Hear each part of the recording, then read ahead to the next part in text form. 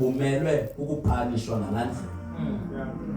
But ke ngoku kuthiwe but asizukukhulula ipunishment, siyayibamba ipunishment hamba kodwa ungabuye uphinde wona mhlawumbe uthi usondele ukutshilo. So laa mntu akagwetyelwanga uxolele. Ake ngoku xa ugwetyelwe ithetha ukuthi loo nto awuxolelwanga nje kodwa irekhodi lakho lusulile. Ngoba khumbula kaloku na ukwi-court of law ukuze ityala lakho lingabikho against you ngendlela enobuzaza, kubalulekile ukuba xa umangalelwa ube naye ummeli. Because ummeli nguye who is going to present icase yakho kulo usesihlalweni sokugweba ngendlela aza kuyi-understanda nendlela that is within the terms of justification, so that i-punishment ingabi nobuzaza as uba ibizaba nayo. But ke ngoku in this case you stand before the throne, this judgment seat of God, and your accuser is the devil, your lawyer is Jesus Christ. But le lawyer ayibe iphikisa ithakenzanga nto kathelanga, but yona ithi ewe ndiyavuma wenzile, kodwa yena ndiyamsusa kule ndawo ekumele uba umakuyo ukuba netyala, ndithathe indawo yakho. Punishment ibisiza kuye ngenxa yetyala ibetheli kuyo. That's why ke ngoku kuzawuthi ka evela lo ebonile kuthiwe awunatyala. Kuthiwe awunatyala njani na, simbonile nje nguye lo ebeyenzile. Kuthiwe ewe siyavuma but ukhona oye wafika wathatha indawo yakhe. Manye amagama uthatha ityala lakhe lonke. So yile nto yenziwe nguYesu Kristu. When Jesus Christ came on this earth, ufika uYesu engenatyala.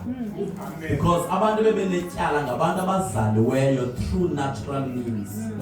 Because ukuwa ka-Adam e-Edeni bonke bawele esonweni, ngasono samntumnye isono sangena sabatyhutyha bonke bade basa ekufeni. But Jesus Christ yena akhange eze ngendlela evaya indlela ezawuthi menza jojo sisono. But kwasuke kwenzeka isimanga, kwavele kwakhulelwa umuntu engahlangananga nandoda. Because ubomi bomuntu busembewini yendoda. And ke ngoku yonke into ekulaa mbewu ichaza uba nawe uzaba yiloo nto.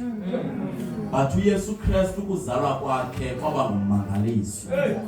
Ithi iBhayibhile kwavele nje kwafika ingwelosi yathi wena uzawuzala ukhulelwe, uzawukhulela uzala umnyana ubize ngoba nguYesu. Wathi sothukile njalo kwathi ungawari loo nto leyo iza kwenziwa ngamandla kaMoya Oyingcwele. And nyhani yenzeka loo nto, wazalwa uYesu. Engazalwa ngambewu yandoda, but ezalwa ngembewu elilizwi likaThixo. Inye into awayenzayo uMaria kukwamkela ilizwi likaThixo. Elalizwi lafika langumntwana esibeleni. Because eli lizwi liyimbewu engenako wazalwa lo mntwana wakhula, but isimanga wasuka wakhula enamandla ngaphezu kwesono. Ngoba bonke bebezalwe phambi kwakhe bebezalwe benesono esibaleka egazini. Ngoba isono basi-inheritile by birth. Utata wabomkhulu uAdam khange bakwazi ukuphila ngaphandle kwaso, wade wafika uYesu Kristu. uYesu waphila above 11 yesono. Ithi ngeBhayibhile wade wayobethelelwa emnqamlezweni ngenxa yento yoba esuke wazithoba, wada wasekufeni okulihlazo. Ukufa ke oko kwasemnqamlezweni, ngoba ukufa ke kwasemnqamlezweni bekungabethelelwa nje noba ngani, bekubethelelwa umntu o-approviweyo ngabaphathi bexesha ukuba unalo ityala elilingene babethelelwe emnqamlezweni. It was the first time in the history of creation kubethelelwe umuntu ongenatyala. Because abantu bebemele ukumqualifya adibane nomnqamlezo, uPilato wavuma wathi andibona ityala lo. Apho uPeter kayethethanga ayikhange kufunyanwe nenkohliso emlonyeni wakhe. ngoba yena ebenamandla asuka ngasentla. Eli iBhayibhile wafa emthini wohlazo. Athi ke ngoku xa ebhala uPawulos athi lo ungazali nasono wasike wenziwe isono emnqamlezweni ukuze thina abazana nesono sibe ngokulungisa bukaThixo. So ngamanye amagama emnqamlezweni kwenzeka i-divine exchange. Mna bekumele uba ndiyabethwa ngenxa yezono zam, bantu babethwa yena. Mna bekumele uba ndiyafa ndiye esihogweni ngenxa yezono, but kwaya yena. Mna bekumele uba ndiyahlala esihogweni forever, but wahlala until all the demands of justice were fulfilled and he was resurrected back to life. That's why athi ka ethetha ke ngokubhale athi thina abathandekayo ngexesha uYesu ehamba esenyameni sasiphaa kuye. Njengoba nguThixo, he was God divine 100%, he was also a human being 100%. Into ayoyenza wayothatha abantu ngokuthatha inyama esibelekweni sikaMaria. Ngexesha ehamba emhlabeni nje akasahambi as a normal human being, sehamba njengomuntu oxwaye abantu nezono zabo. Ngexesha yofa emnqamlezweni uYesu Kristu akafi yedwa, ufa noluntu lonke enyameni yakhe. Ngexesha siya esihogweni akayedwa uya nathi. Athi uPeter safa kunye naye, uPawulos sangcwatywa kunye naye. Athi sehla kunye naye saya esihogweni, savuswa kunye naye, sanyuswa kunye naye. Ngoku sihleli ngasekunene kukaThixo kwakunye noYesu Kristu kwezasemazulwini indawo, ngaphezu kwalo lonke ulawulo, ngaphezu kwalo lonke igunya, ngaphezu kwawo onke amandla. Xa uKristu Yesu you are above igunya labathakathi.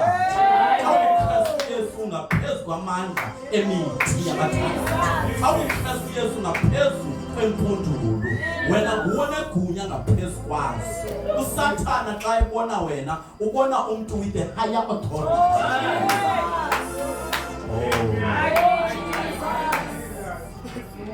Oh. That's what Jesus Christ did for us. Because when evuka kwabafileyo, because xa esifa uthi ethetha uPawulos Romans chapter number 4 verse 22, uthi he was delivered for our offenses. In other words, ukunikelwa kwakhe uYesu Kristu wafa ngenxa yethu. He was raised back to life for our justification. Xa kuthiwa he was raised back to life, it's because ukunikela kwakhe wayehlawula nje ityala. But ukuhlawulwa kwetyala ke ngoku engakhange abe kanti ufile wabuya wavuka, there is no justification. Because ukuchitheka kwegazi lakhe kubuxolelo lwezono. But xa esifa ke ngokufa nathi with imvelo endala, xa evuka uvuka nathi with a new nature. That's why ke ngoxa evuka sivuka naye sizizidalwa ezitsha. Xa esijonga noThixo athi lo mntu zange wona. That is why atonika litakise ligama lithi justification. Athi ligama that means you are the one who is as just he never sinned. Ugumuntu ongathi wena zange wona. Xa uthetha nalo sisidalwa esitsha akasena past. Lo wayene past esenza zonke zazinto engumbulali wabethela lomnqamlezweni kaKristu. Lo sisidalwa esitsha esivuka from the resurrection of the dead. Uvuka with a new life, ubomi obunqobo ukufa banqobo ingcwaba, ubomi obuyise uSathana wathunjiwe esihoko, wavuka nabo ababomi. Ithi ke ngokwebhayibhile kulapha kuwe, ngoba xa uthe waba nayo inyani obobomi bukuwe. Because we were justified by his resurrection. Uthi ke ngokayethetha patata lombhalo uPawulos uthi we are justified by grace. So xa kuthiwa into by grace, which means unmerited favor. Yona ngazothi phaa kwabase-Efese athi we are saved by grace through our faith. Athi nako oko kungaphumi emisebenzini but kusisipho sikaThixo. Totally justification. What is by grace? Actually, through the redemption that is in Christ Jesus. Now, totally redemption only jonge throughout all the times of the Bible.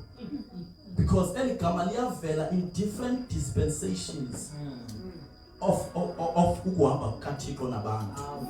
In the dispensation of the law belikhona eli gama. Eli gama belivela kakhulu xa kunikezwa umthetho ukuthi abantu baziphathe njani na ingakumbi when it comes to ukutyalana kwabantu.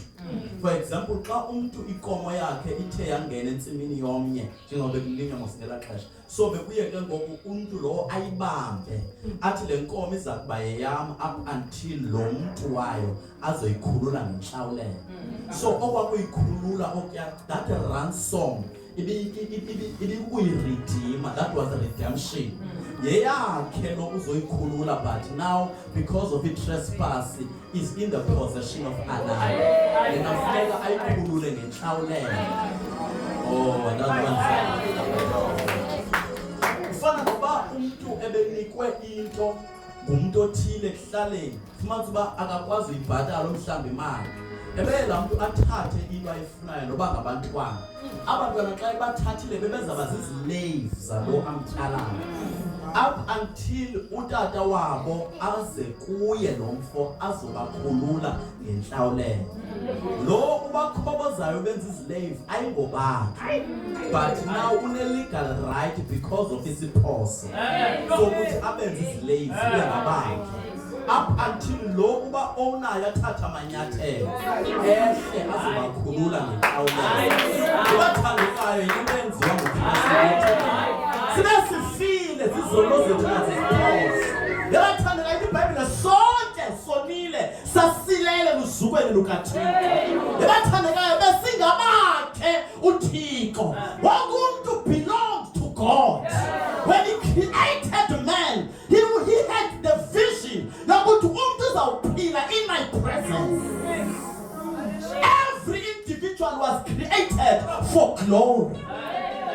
Because when we were in glory in the presence of God, all is well with us. Up until the devil deceived man. Wathi niguyoba negunya phezu komhlaba naphezu kwezinto ezisemhlabeni, wajika umhlaba wanegunya ngaphezu komuntu, noSathana waba negunya phezu komuntu. Waqala umuntu wasafarisha ngale ndlela simbona ngayo, waba sendleleni ebheke esihogweni engayikhethanga. Abazalwa emva kwabo bazalwa sebezalela kuloo ndlela. Abantu bazalela kwiziqalekiso abazizuzileyo, abanye true birth, because utata wethu omkhulu Adam wazamkela ngokuthi one phambi kukaThixo, but izulu akhange lihlaliseke. The original owner yempilo yakho khange yonwabe. IBhayibhile wathi esebukhosini akathi ukulingana oku kwakhe noThixo kulikhona. Wayihlubula ingubo yobukhosi wehla wasezala emhlabeni engadingi into ezulwini kodwa nawe imali. IBhayibhile wawunyamezela umnqamlezo engasihoyanga inhlungu because of the joy that was set before him. What joy was that? That joy wayebona wena uphucuka phansi kwagunya lobumnyama, wayebona wena usinda kumandla othaba wezezantsi emhlabeni. IBhayibhile wathi awufika wazithoba, wade wesakufela kulihlazo ukufa komnqamlezo. Emnqamlezweni besendithini wakubethelela abakhuthuzi. First time kubethelela umuntu ongenatyala, engabethelelwa ngenxa yezakhi zonke. Lonke zoninasono wenziwa isono, wachitha igazi lakhe, ehlawulela wena, ehlawulela mina, ngoba besidinga ukuhlawulela kwimeko ebesikuyo, imeko ejonge esihogweni, sisiya njabalalweni. But wena uThixo asisityebi njengenxeba, wathi no, not wena. I will come and redeem you from the power of the owner engaku-owniyo. But that owner, because of its trespass, he dealt with sin. Oshandala The Bible, he laid down his life for you. Awubeki ubomi bakho phansi for nothing. Wasithenga ngenhlawulelo. Now uthenga, we are all in our right minds. Awukhuphi into yaxabiso ukuze uzuze into engeyaxabiso. Once ukhuphe ixabiso, lanto ithengayo automatically sesiyazi uba ixabiso layo lilingana nayo. But lo yena khange akhuphe zisilivere, khange akhuphe zigolide. Ukuthengwa kwethu bewungekho ngagolide nasilivere, bewulegazi linqabileyo, igazi lonyana kaThixo. Yabazalwane, sizokhaza namhlanje ukuthi through this redemption yakufana nguYesu achithe igazi lakhe. Lonke izosiqala ngokuba sinexabiso bathandekayo. Ixabiso lethu likhulu emazulwini. Yathi ungavumi ixabiso lakho balilimite. Ehlise balise igolide nesilivere kwizinto zaliphakade. Ixabiso lakho alinakulinganiswa nemoto zalilizwe. Ixabiso lakho alinakulinganiswa nezindlu zalilizwe. Ixabiso lakho unexabiso bonase. Unexabiso bonase. Yawathi ixabiso lakho ungalijongi kwizinto eziphathekayo. Ixabiso lakho ungalijongi kubantu abanabe. Ixabiso lakho ungalijongi background yakho. Ixabiso lakho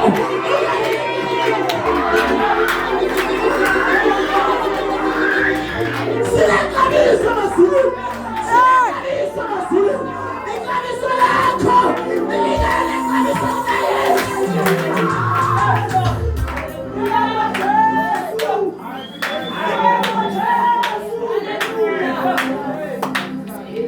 No more will you have a low self-esteem because of his ideas paternal. Because his ideas paternal. No more as to manage as men have become listen. God is linker. Let me be so dark. I will go collect rain go get it. I will go sleep for rain go get it. I will go marry rain go get it.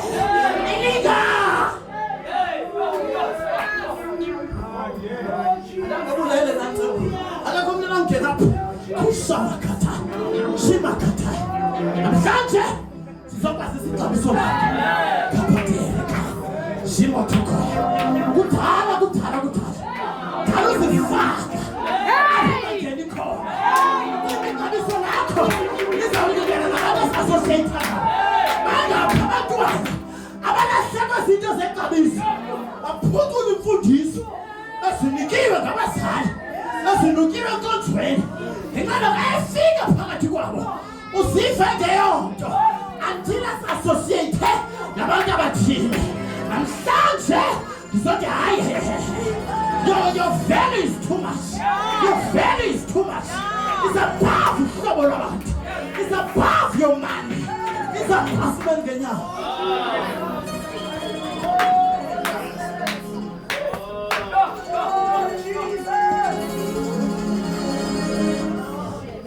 Komphakamisa inhloko yakho. Komphakamisa inhloko yakho namhlanje. Uyekela nezonke laphansi. Ufika une-low self-esteem. Nasemsebenzini nasesikoleni. Nalapha enkonzweni uThixo akuke kukusebenzisa. Because ucinga uba kumele kusebenze. Abantu abane-background engcono. Abantu abanefamily engcono. Abantu abanomthetho ongcono. Yethu ixabiso lakho lingaphezu komthetho. Ixabiso lakho lingaphezu komkhukhu. Ixabiso lakho lingaphezu kongaphangeli. Ixabiso lakho lingaphezu kwentosi. Phuma kulokona unexabiso emasolweni. Phuma kulokona unexabiso emasolweni. Uxatyisiwe. Uthe walimala ngoba uyazifaka. That's why nakunyathela abakuxishileyo ngongathi into yokosula phansi. Because when uzifaka ebantwini abangelazi ixabiso lakho ungabi saleqa abantu, ungabi sazifaka. Yathi you are enough. Loma unaba us promise is strong. That you are enough. We're not gonna be famous. That you are enough. I'm digging. We're not Saganga. That you are enough. Now you're single. That you are enough. I'm digging.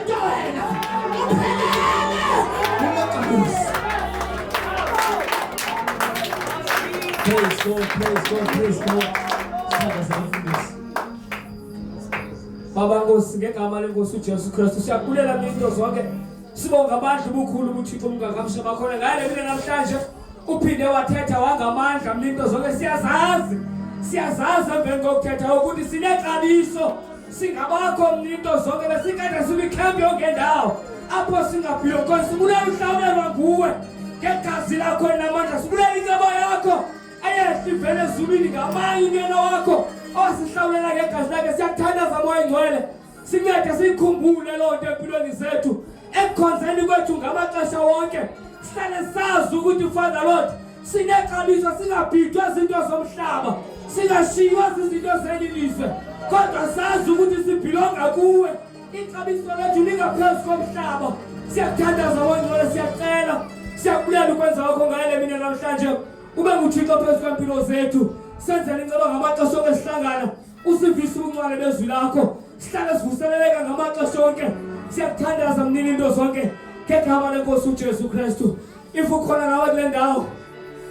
nawe kule ndawo namhlanje uyakhunjuzwa ukuthi unexabiso ziyeke izinto zelilizwe ento zikuphazamisayo zikwenza ukuthi usijongele phansi impilo yakho ithe yaxakeka inhliziyo yakhe yalwatyuza ngenxa yezinto zelilizwe uzilibele ixabiso lakho ukuthi lingakanani na namhlanje uthi uyakukhumbuza ukuthi ungowexabiso akho golide akho silivele enothenga impilo yakho but ligazi lilodwa elaphalala emnqamlezweni elinothenga impilo yakho wathethelelwa ngegazi elinamandla if ukhona namhlanje ungeza nawe uthi nami ngiyalifunela lo gazi aliwena impilo yami nawe ungaxhoba isandla sakho uze ngaphambili lakhithela 2000 years ago lisemanzini namhlanje lekhenda xa benthetha ngekawe ukhosa wavela emveni kwegazi abesuthu lavela emveni kwegazi uZulu wavela emveni kwegazi legazi linamandla yonke into yenzeka empilweni yethu ivele after eli gazi yonke into yenzeka ebomini bethu ivele after eli gazi lisakwazi impilo yakho namhlanje ungeza nawe khona ukuze impilo yakho ivuseleleke namhlanje imvuselelo lena elungisela impilo yakho uThixo uza special for wena namhlanje ayonto yakho ubani belapho namhlanje it was a divine appointment. God knew that he was wanted to do something empilweni yakho. You better take that opportunity uyisebenzise ngegama lenkosi cela sikuhlabelele ngegama lenkosi amen. Ikho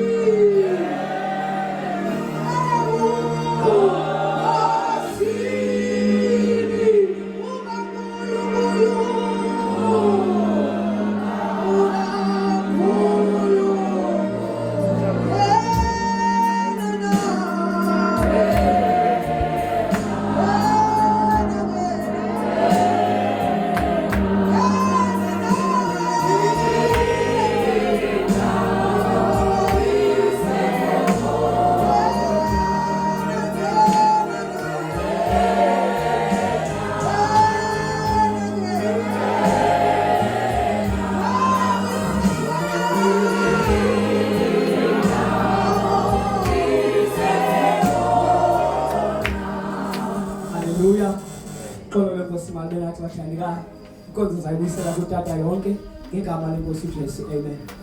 Praise the Lord.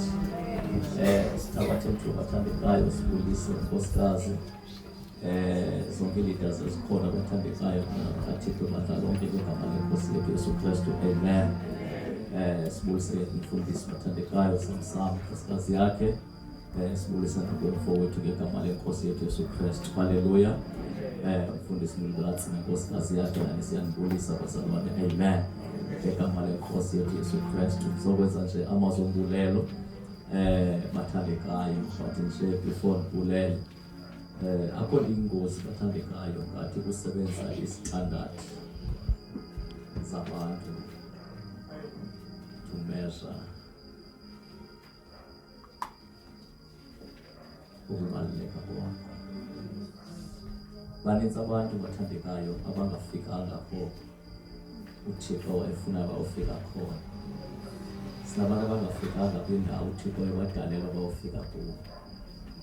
Bengakhange bathakathe bagqofe bathakathileyo.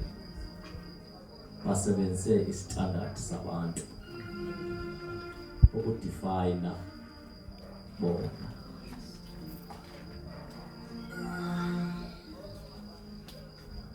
Ngamazwi avakalayo namhlanje umfundisi Samsam uthi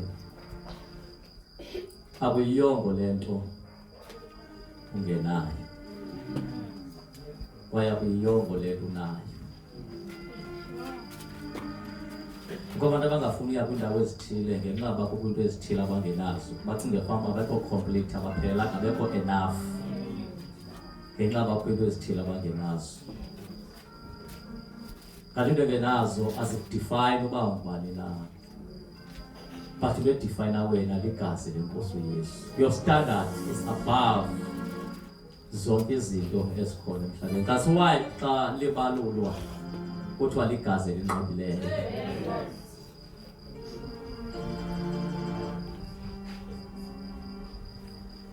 That's why amaxesha amaninzi egama lithi linqabileyo, meaning that into engafani ifumaneke, into engafaniyo nento esikhona. Maninzi amagazi ayafumaneka. Every day unganyuka apho uzawufika kwigazi eliphalaleyo. Ungagoduka ufike kule weekend ufike elalini yakho ufike kuphalazwe igazi. Noba lele gusha noba lele nkomo amanye uzodibana nawe ungekafiki naseLesbe kukho amagazi aphalalayo. But this blood is different kulo magazi lawo. That's why kuthiwa lona ligazi elinqabileyo.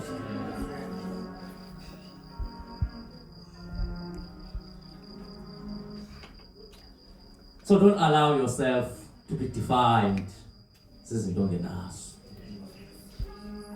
Suba nendawo uthi awunozuziye ngenxa into ethile unayo. Because into ongenazo as a defined. Ake nathela ngenye imini mfundisi ngithela ngoYobhi. iBhayibhile uYobhi kuneverse ezimbili endizithandayo, verse number 1 no verse number 2. Xa edefine uYobhi kuverse number 1 kuthiwa uYobhi wayindoda emoyikayo uThixo. Egqibeleleyo ityeke bubini, but uverse number 2 uchaza izinto awayenazo uYobhi. Verse number 2 athi uYobhi wayenebantwana, wayenenkomo, wayenama-esile. But xa uhlale balo ufumaniseke uba uverse number 2 kaYobhi uyaphela. But uYobhi remained Job nokuba abantwana neemoto namahashe nama-esile ngekho, but loo nto ayimtshintshanga i-identity yakho uYobhi. Because uYobhi was not what he owned, but uYobhi was his character. Don't allow yourself to define zizinto nazo. Now ungaze umuntu umdefine ngento anazo. I think the message was clear bazalwane that the only thing onozimeasurisha ngayo ligazi lenkosi uYesu. That's why nabamadimoni noSathana nesihogo namagqwirha angafuna ukutsala ngoluphi uhlobo waqala intweni uma ningazange la emqamlezweni unqualified undibuyisele ezantsi, because into ekwaziyo ulithoba noliphakamisa yinto eyafa emqamlezweni.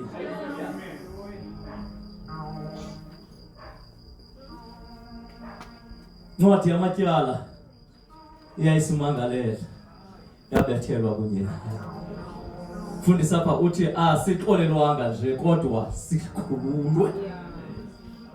Noma ngawukhangula ifayili yakho awuzofika uthule criminal record, because ngowasemhlabeni iyakwazi uyokhangela ifayili noma sewuphumile etrongweni ungakwazi no-employwa, because kusenefayili ekhona yokuba wakhe wenza into ethile but kasethetha ngoJesu. iBhayibhile yathi bathandekayo yena wasikhulula nangawukhangela irecord. Eba ukhofa umntana irecord ayizufunyanwa because you were justified. Free of charge. Awukhupha nganto. Awenzanga umsebenzi omhle. But it was just the love of God. Guys, ngayithatha serious umsebenzi wenziwe uYesu emnqamlezweni. Bakunezinto abathandekayo ezibalulekileyo kubomi bethu bobuKristu, umsebenzi owenziwa uKristu emnqamlezweni.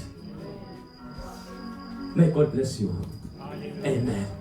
Masibonke mfundisi kakhulu ngale nxaxhe kuyithathileyo. I know that this was a short notice and I'm sorry that ndifike late. Ndiye ndabambeka emsebenzini ndiye ndafumana into kwa izolo kuzafuneka ndikwalanga mhlawumbe kusukela ngo-5 uzosho 8:30. So I had no option and bengizamaza uqhawula but kanti le meeting siya kuyine-HOD and bestraight sobabili anikwazi ubaleka. Praise the Lord.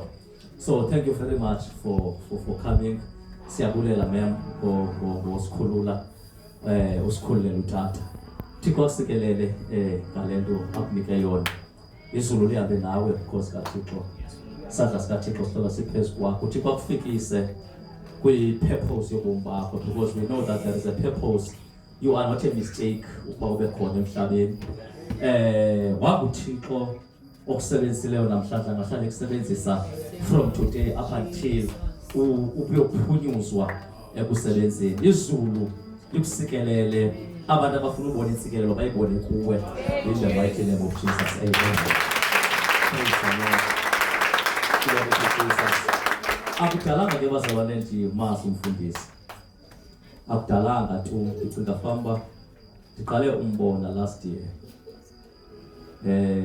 Besingapha kwi-Night of Glory usemini pha beza ushumayela bayi-4. Nkosisa wayeza ushumayela nganguye emva koko uzawushumayela nomfundisi uMbekeni plus nomnye uNceko Sibanga eSilanda. Washumayela la sisi sahlala samamela masalindile. Emva kobeshumayela I just decided to take my Bible and go home. I think that was unfair kuUvile because uVile ndihamba naye efuna mamela leNceko soke Eastern Cape. Khanda mxelela uba uVile andiqondi khona into yophinda ishunyayelwe engaphezu kwaleli ishunyayelweyo. So singahamba ndingakwazi ke ngela xesha ndiyabuza uba kunyaka kabani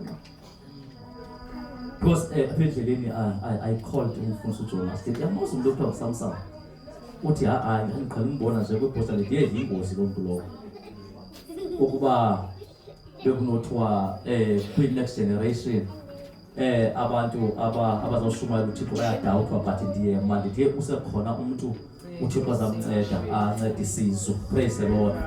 Malube nathi igama lenkosi uJesu. So thank you very much, man of God. I knew that day ukuba I will one day want you uba uzoministerisha apha. Amen. Malube nathi igama. Ndabuza ke kuverse uba ubana wandichazela ukuba ngunyana kaMpostile. Praise the Lord. Malube nathi igama. Ndayiconfirma le nto nakoBra nyhani bayitsho. I was so blessed really by your ministration. Thixo akusikelele. Amen. Siyabulela nakuMpostile because bendicele kuye ukuba uancelele wena wenza ngolo hlobelo. But thank you very much, man of God. May God bless you. Amen.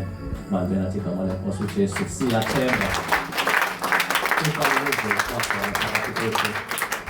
So phinda sohlukane. Amen. Malube nathi igama. I'm so blessed even with what the Lord has done apha namhlanje ngawo. Praise the Lord. Malube nathi igama lenkosi. Ngicela siphinde sibethe izandla abathandekayo. Hallelujah. Malube nathi igama lenkosi. Siyaphuma ke siyagoduka abathandekayo. Uvuselelo liyaqhuba namuntu osawuhlangana apha. Amen. Same time bazalwane, same place. Hallelujah.